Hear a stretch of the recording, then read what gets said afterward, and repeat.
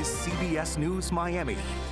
Good afternoon, and thank you for joining us. I'm Nasha Sherman, and welcome to CBS News Miami's 4 p.m. Quickcast. Let's take a look at today's top stories. And off the top, 2 suspects are now in custody after police say shots were fired in northwest Miami-Dade.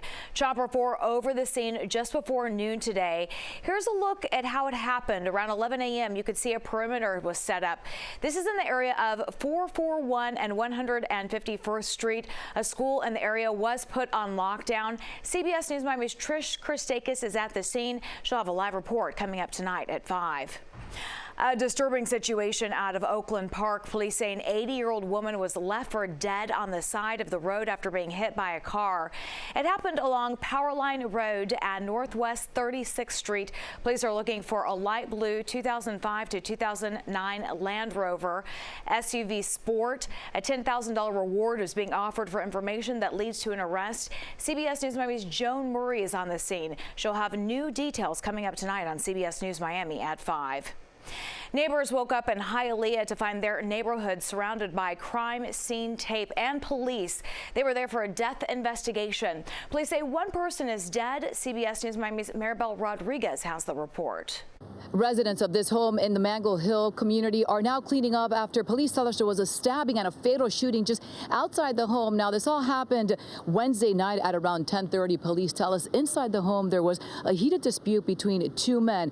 One of the men grabbed a knife and began attacking the other. That's when the man's son tried to help his dad. He too was injured while doing so. Police also tell us when the stabbing suspect tried walking out of the home, another man grabbed a gun and fatally shot him outside. Now, that man we're told, died outside the home. The father and the son, they were transported to the hospital, both in stable condition. As for the man who pulled the trigger, we're told he has been arrested and charges are pending the investigation. We'll have much more on this story coming up on CBS News Miami at 5 o'clock. For now, I'm Maribel Rodriguez in Hialeah. Always alerting, always tracking. This is Next Weather. And taking a live look outside, a beautiful shot. It is a warm day across South Florida, and it sounds like the warm weather continues into our holiday weekend. Let's get right to Next Weather. Chief Meteorologist Ivan Cabrera. Yeah, nice reminder that we do have 3 days coming up here. Hopefully you're one of the lucky ones on Monday, President's Day. We are still in, at this point, it's a June pattern here. We have temperatures that are rivaling those numbers. We're in the low 80s, but the humidity is so high now. The dew points are well into the 70s, and that is resulting in heat indices, or feels like temperatures well into the 80s, and in some spots we've touched 90 degrees. Look at Pembroke Pines right now. Feels like 92 degrees there, 87 in Fort Lauderdale, and Kendall was up to 90, coming down a little bit. So the numbers are going down as the temperatures do as well, but the rest of the evening is still going to be rather muggy. Not much to help us here on radar, and clouds, showers, and even a couple of thunderstorms. So we have a frontal boundary still being blocked by this area of high pressure, right? So this will fall apart as it approaches central Florida.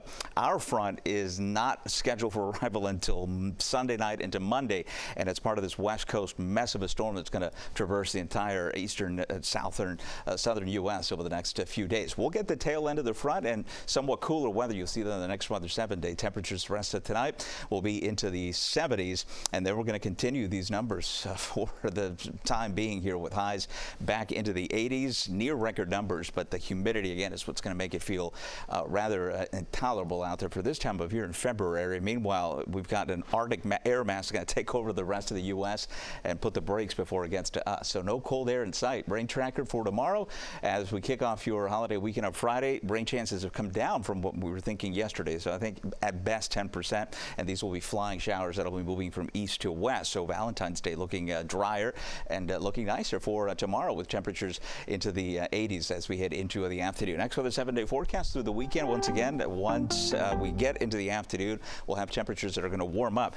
Easterly flow off the water there could keep us into the low 80s, but I think with a southerly wind, forget the cooling water. That's going to get us into the mid 80s with those feels like numbers into the 90s. And then this is the change heading into early next week. That second front that I showed you over California right now, associated with that weather system, that's the one that's going to bring us some temperatures that are going to be more typical for this time of year. Upper 70s, but even at night we'll continue with mild overnight lows in the 60s and low 70s. Ivan, thank you. A woman gave birth on a subway in the Big Apple, but that same woman was reported missing from Hallandale Beach last year. CBS News Miami's Ted Scouten has the report. A woman gave birth on a New York City subway. Turns out that same woman was reported missing from here in Hallandale Beach last fall. Jenny St. Pierre was on the W train when she gave birth on the floor of the train. People nearby jumping in to help, even helping to cut the umbilical cord. She was reported missing in September. She was last seen at Gulfstream Park. Her family knew that police had located her, but had no idea where she was and had no contact. That's until last night. Her sister is thrilled to know that she and the baby are okay. This is my first niece, my mom's first grandbaby. So very excited. She's special already. I mean, everything about her is special. The way she was born is special. I mean, just excited. The sister and the mom are heading to New York City tomorrow, excited for that reunion. Coming up at 5, what the family has to say to those New Yorkers who jumped in to help. In Hallandale Beach, Ted Scouten, CBS News Miami. One man is in the hospital, another is on the run. It's after a confrontation with law enforcement in Lauderhill. It all went down during a joint operation involving the Broward Sheriff's Office and Lauderhill Police. According to BSO, 2 armed men approached officers on Northwest 21st Street. It ended with a BSO deputy and a Lauderhill Police task force officer opening fire.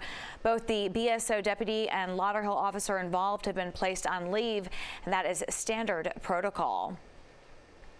A North Miami woman is fed up with the rainwater washing out of her neighborhood and into her backyard, and she says several properties next to her home are not doing enough to keep that water from getting into her yard. CBS News Miami's Steve Majiri has more. A North Miami woman says that her yard usually floods when it rains, but she says it wasn't always like this until developers came here. Her name is Eileen Bacaba, and she's lived in her North Miami home since 1994. But she says flooding didn't become a problem until around 2018. She's documented at least 30 times that water is washed over into her yard or onto the street from neighboring properties. She says several properties around her home are responsible. She says sometimes she can't even enter or leave her home without getting wet. But now she's going to fight back and take them to court. And coming up later tonight, I'll tell you what she's asking for on CBS News Miami. Still to come, the very latest on the Trump administration. Stay with us. Now to the first 100 days of the Trump presidency. The Trump administration appears to be starting the process of possibly eliminating the Department of Education. This comes as the president's pick to lead the agency is seeking Senate confirmation to assume the post. CBS News Miami's Natalie Brand has the report. President Trump's education secretary nominee Linda McMahon took the hot seat on Capitol Hill. I am really all for the president's mission, which is to return education to the states. McMahon's confirmation hearing comes as President Trump floats the possibility of dismantling the Department of Education. I'd like it to be closed immediately. McMahon confirmed to Congress that the Elon Musk-led Department of Government Efficiency is looking into the Education Department. DOGE, there are a couple of implants at the Department of Education, as there are with agencies throughout the district. And they're doing an audit. CBS News has confirmed some probationary or newer employees at the Department of Education received notices of termination. The Trump administration has made clear its intention to shrink federal government, raising concern that employees with less than 2 years on the job could be on the chopping block. The Office of Personnel Management sent word earlier this week that agencies don't have to fire all probationary employees, but should look at those not meeting high performance standards. The FBI Agents Association sent a letter to Congress expressing urgent concern, saying nearly 1,000 agents are finishing their probationary period while actively engaged in critical field operations. The letter also details those employees have undergone extensive and expensive training. Wednesday, the administration saw a legal win with a Boston federal judge ruling the buyout offer presented to federal employees can move forward. CBS News has confirmed around 75,000 people have accepted. Natalie Brand, CBS News, the White House. The Senate confirmed Robert F. Kennedy Jr. as President Donald Trump's health secretary. We'll have more on this tonight at 5. And that does it for your CBS News Miami Quickcast. I'm Naja Sherman. Stay tuned for more news right here on CBS News Miami, and have a great day.